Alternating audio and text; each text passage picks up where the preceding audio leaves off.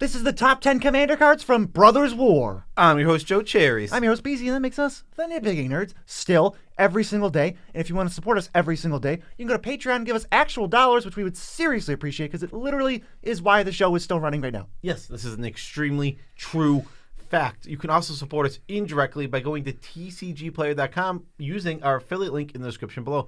Buy all the cards you're going to buy anyway at the exact same price, and you'll be supporting this YouTube channel. Better yet, bookmark it. Then every time you go, no matter what you're doing, you're supporting the nerds, and you won't even be thinking about it. And we're sponsored by Moxfield, one of the best companies. There's going to be an ad, and you're not going to be able to guess where it is. And what else do we have to say? Happy birthday to everyone whose birthday is today. If you're an advertiser watching this video who wants to sponsor birthdays with us, because we would love to have somebody who sponsors birthday and gets mentioned every video. The birthday sponsors that mentioned. Let's get into this. There's no reprints on this list. It's just the 10 best Commander cards from Brothers War, period. A couple of honorable mentions, the ones that just missed the list. Like, these are good cards, great in the set, but they didn't quite make our list. We have Portal to Phyrexia, which is an awesome 9-drop. Makes opponents sack creatures, and you reanimate. And we also have Platoon Dispenser, which is a little 5-drop that, you have a couple other creatures, you draw it, you're on step. Yeah, this set's pretty good, though, so they did not quite make the list. What did make the list is number 10, Haywire Might, which is a dinky little artifact creature. It lets you exile artifacts and enchantments that aren't creatures, and you gain 2 life when it dies. Yes, so Haywire Might is a really, really good card. It's another play on the Caustic Caterpillar that we have seen in the past. Now, this kind of falls into a little spot where it's competing with a lot of good Magic cards, but in a lot of cases, it will be the best one. I think you want graveyard synergies or you want artifact synergies. One of those two makes this card. Maybe even life gain. Yes, life gain. And then that turns this to the best of the cards when you have one of those synergies. I think it's competing with them, and I think it's winning against most of those types of effects. When you actually cash this in for a 1-for-1, it's a better rate, and you exile that. It doesn't just destroy. I think this card's great, and I'm going to start playing it all over the place. Yeah, I think it's great. I think you play it when you have a little bit of synergy. It's the number 10 card from the set. It's definitely great. What's number 9 card from the set? Well, it's actually Gix Command, a 5-mana command where you get to pick 2 of these things. You can wipe out all the creatures with power 2 or less. You can double Raise Dead. You can Soul Shatter, or you can put a counter on something and give lifelink. We don't care about that one. What I really like about this is you can almost guarantee a 5-for-1 every single time by selecting the Raise Dead variant and the Soul Shatter variant. So now that is going to make it so this is a 5-for-1, 5 mana. It's strong, very strong card in that case. That's a lot of value. It's a sorcery. It looks ugly, but I think it's going to end up pulling its weight. It's not like a card you're going to play everywhere, but I think some decks are going to love it. Yeah, I agree with you completely. I think this card, when you look at it, it looks like medium, but I think it's just reading the 5-for-1 on the front for 5 mana is actually really, really strong. You want to play in a deck where you're going to consistently have those creatures in your graveyard so that when you get to cast a spell, you get to return things. And there is going to be times when the tiny board wipe, like getting rid of all those 2 or less creatures, is going to be super relevant. You're going to wipe sometimes like 10 creatures away with it. Yeah, you're going to be happy to have it. Number 8 is Root Path Purifier. It's overrated. It's super cool. It's one of my favorite designs. It makes all your lands basic that are in play in your deck, and all your rampant growths can now go find Field of the Deads or Valakutes or Urborgs or whatever, and it's just going to be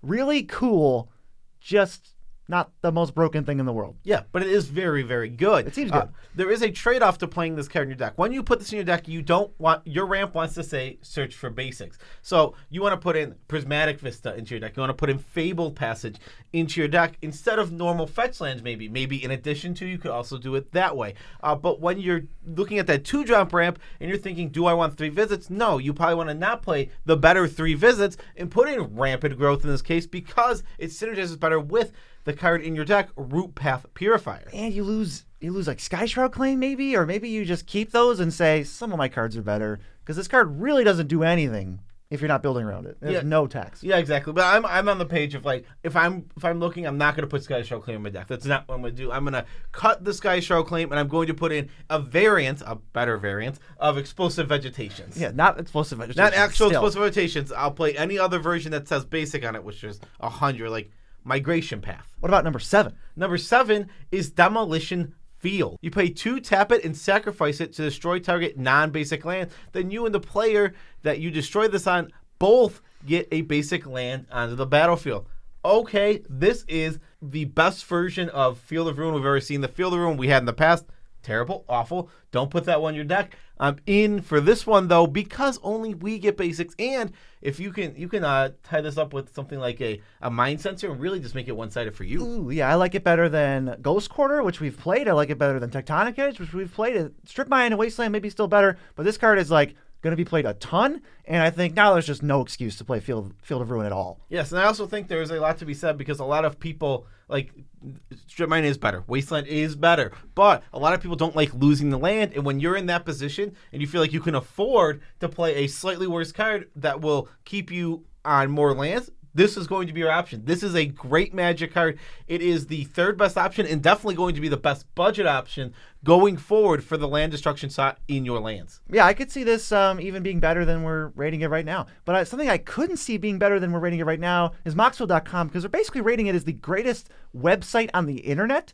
It just so happens that you could build decks on there for Commander or Modern or Pauper or Penny Dreadful. Whatever you're feeling, you get to organize the deck however you want. You get to make tags. You get to group things. You get to make your own mana bases and clock them in instead of having to manually do it like you do have to on Redacted website. Yeah, Redacted website really is no good. And also, now that Twitter's got stupid blue check marks, get off of Twitter and go to Moxfield. Stop building your decks on Twitter. Yeah, stop building your decks on Twitter. What are you thinking? Build them on Moxfield.com. Seriously, this website has everything. The view history, I started looking at that. It's so nice. Oh my gosh. I was literally wondering, I had 97 cards in the deck. I'm like, what did I cut and what did I forget to add? I looked, it was 3 lands. Oh, I added the duels to my deck. I forgot to add those, and I only knew that because of the view history. Thank you, Moxfield.com. It's just too good. And let's go to number 6, which is Hostile Negotiations. It's basically the Black Factor fiction. You get 2 piles of 3, you flip one face up, and your opponent has to make a weird decision and give you one of those 2, so it's always draw 3. This is a super strange card, so I'm a big fan of it. One of the big things on this is we have versions of this card that just say draw 3. Those are sorceries. This is an instant. That is super big on this card. Yes, you're always going to get 3 cards, but added on top of that now there's political value. It's not just draw 3. It's like, hey, look at this pile. It has the board wipe we need to stop to make sure this game doesn't end right now. Yeah, there's similar things to Factor Fiction that can give you the better pile. You can't really pick what goes in the piles, but you get 3 cards either way. I think it's pretty sweet. I'm excited to try to play it, not so much in like graveyard aristocrat decks, but like mid-rangey type draw some cards decks. Like instead of like Ancient Craving. I hate that card. Yeah, exactly. An Ancient Craving suffers because it's a sorcery. It's so blah. Yeah. It's like the most begrudgingly castable Magic card. I think that I think we're talking about a card that's playable when you take Ancient Craving and make it an instant because it's so much better. But this is kind of that, but also cool political value and the fact that you get to play a minigame. I absolutely love cards that let you play this minigame. Without adding 10 minutes to the game. No, it takes what, boop, boop. maybe 10, 15 seconds, and it's so fun. It literally makes the game more fun while being a strong Magic card. I can't ask for anything better, but there's 5 cards that are better from the set. Yeah, you can't ask for anything more fun, because that's probably that might be the most fun card from the set. I would agree with that. Next, we have number 5, which is Fade from History. Everyone who controls an artifact or an enchantment gets a 2/2 bear. Then you destroy all artifacts and enchantments for 4 mana in green. We didn't really have this effect before. The best one we had was Bane of Progress, and that was 6 mana. Now, if you're looking for a creature, you're a creature-centric deck, Bane of Progress is going to be better, but I like this one for any deck that isn't creature-centric because you can now it's just the wipe, get them out of here, and it just leaves 1 bear probably on everybody's side. You can deal with that. Yeah, exactly. I think if your deck was like, if your deck was 15 to 25 creatures, this is probably going to do some more work than Bane of Progress. You're not tutoring for it. You're not birthing potting for it. You just have it, and it's going to be great. It's going to save you some mana, and you don't need a 12/12. Maybe it doesn't do anything in your deck. Yeah, exactly. I was literally searching if this card existed like 2 or 3 weeks ago. I'm like, do we have a card that is green and says destroy all artifacts and enchantments that, because I didn't want to play Bane of Progress. One, I have that in a bunch of decks, and 2, I didn't have many creature synergies in this deck. I'm like, can I get it for cheaper? And it didn't exist. And it literally came out 2 weeks later, so I'm a happy MB. Convenient. Number 4, this card is just going to be all over the place. It's Lauren of the Third Path. It's Reclamation Stage, except it also comes stapled with a quote-unquote bad mini Humbled Effector where you can make somebody else and you draw a card. Thing is, when you just make Rec Stage, strictly better and you just put more words on it, I'm going to use the draw card ability because sometimes it'll be relevant. Yeah, exactly. You get to use it whenever, one, you're behind and you just need cards. Like, I just really need a card. It's worth it. I need to hit my land drop. And the political value. That's why I really think this card does gain something, is that this is exactly Reclamation Stage, but there's just this weird political thing that you never have to use. You're in complete control of and can use. So it's just better than that. We already know Rec Sage is a great and playable Magic card. This is just obviously better. Yeah, I almost want to put this as like the best card in the set, but I move it down a little bit. I'm so high on this card. I can't wait to play it and everything. Plus, White doesn't really have a Rec Sage, and now they do, and there's going to be so many ways to like Recruiter of the Guard for this and go find it with other stuff. That's true, yeah. The closest thing we had was a Caustic Caterpillar variant. Or like, yeah, Cathar Commando. Cathar Commando, yeah, that's what I was thinking. And this is just, oh man, I love this card. Yeah, it's a very cool card, very interesting, and also we get to play more cards that say Third Path on them. Finally. I was thinking, how can we get more cards like that? Next, number 3, Titania's Command. You get to choose 2 of these. You get to exile a graveyard and gain 1 life for each card exiled this way. You get to go get 2 lands from your deck and put them directly onto the battlefield tapped. You can get 2 bears, which you're probably not going to choose too much, or you can put 2 +1/+1 counters on your team. This card is just amazing. You're going to get Feel the Dead most of the time, and whatever your other best land in your deck is straight onto the battlefield.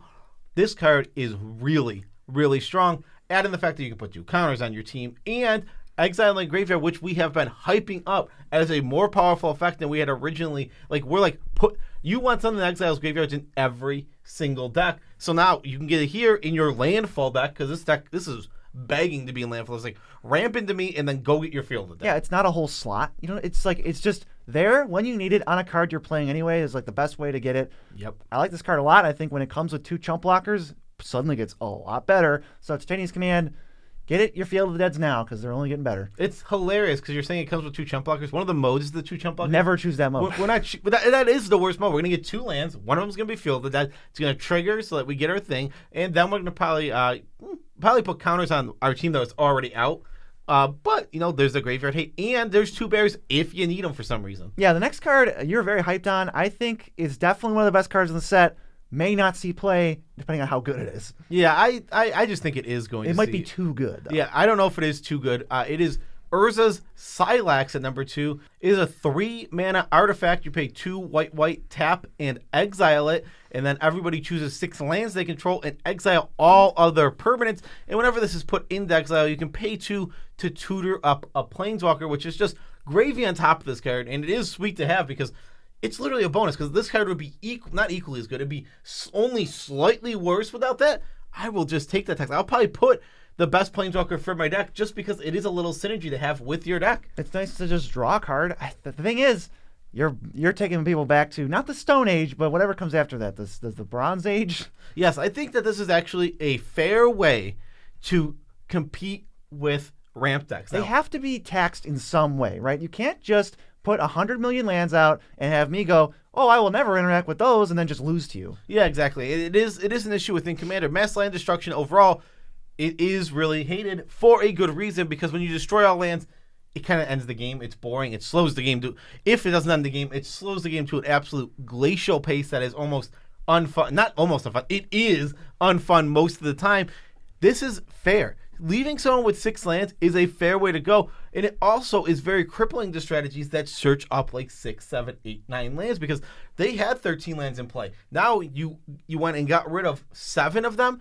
They're stuck in this position where their deck is low on lands, meaning that they won't draw as many lands, and you're going to fall behind now because you're going to hit your land drop still because you probably didn't overextend into your own card. But they're still playing Magic, so I think this card, hopefully, I'm hoping it is just completely fine and playable, and it's like, finally we can punish these decks. I'm optimistic. But the best card from the set, this card looks very explosive. It is Awaken the Woods, X green, you make X 1/1 Dryad Arbors. They're forests and they're doofuses. And that's going to trigger landfall X times. They're lands, so if you untap them all with some kind of Rude Awakening effect, you get like double value. If you give them haste, this spell's basically free. There's a lot going on. Yeah, it has a ton of synergies. I'm almost purely on a landfall deck for this because you really want to take advantage of that. But I could also see this. We love are X and like a white secure the waste type effects. Maybe even just the token deck plays this, because now the tokens you get, you spent 1 more mana, you went down the sorcery, but you got land. They're forests. They're forests in addition to being these 1/1 creatures that are already great in your deck. Yeah, I don't have to list the like myriad of landfall triggers that would be great to just pay X green to get. Like, oh, here's X 2/2 zombies in addition. Here's X treasures, foods, whatever. Like, oh my god, clues. There's just a lot to do, and it's obviously one of the most hyped cards. Yeah, as long as you have synergy in your deck, this card is going to not only play good, it's going to play amazing. And honestly, somebody was talking to me and they're like, I think you can just play this in like any green deck. And they might be right, because it is so, if you just put, even on like, let's just say turn 5, let's say you have 5 mana, you didn't even really ramp this game, you can just go make 3 of these and now untap with 3 more mana. Sure, they're volatile. They're going to die to all the board wipes coming, but for the next turn, you're going to be ahead 3 extra mana. Cards don't really ramp you that much. This card seems pretty sweet. And if you want to know, what about X card? Well, I guarantee you it was in our set review where we just went over every relevant commander card. So you go watch that, and then you'll have an idea of what we think about X card. Yes. Peace out, Tribe Scout.